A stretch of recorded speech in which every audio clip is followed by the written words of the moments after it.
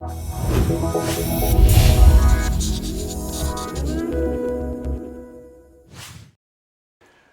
think another outcome for the consumers will be that we see today that millions of copies of popular books are sold with emphasis on a high protein, that's all the low carb, which is also high protein, or the low glycemic index books. And many people really use it as a kind of Bible.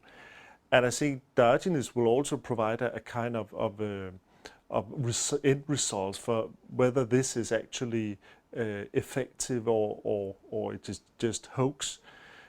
So a lot of consumers will get some clarification about whether we should, and also dietitian and health professionals, they will know whether they can endorse some of these diet book principles or whether they can say for sure that this is not effective. Don't waste your time and money with that aspect. So I believe that we will get a lot of clarification, not only scientifically, but also for the consumer.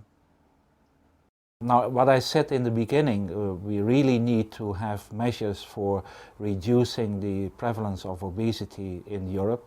And we also know that there are differences between different countries. For instance, in Germany and England, it is much higher, the number of people who are obese compared to the Netherlands or the Scandinavian countries. But we don't know exactly what are the different factors involved in that.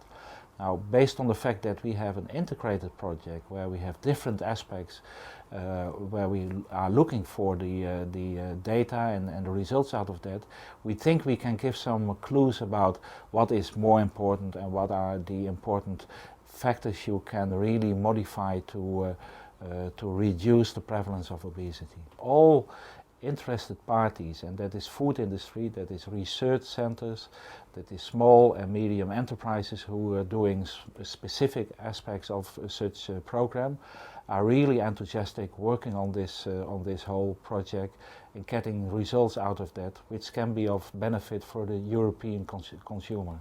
We are now halfway the project, and that means that we have now collected most of the data, and that is in the different research lines, as we call it. We have the dietary line, where we have now collected most of the data of dietary intervention based on changing the diet related to protein intake and glycemic index. That data is now coming into the main data hub computer and starting to analyze this data, seeing what is the effect of the different diets on the weight in particular, but also on other health parameters.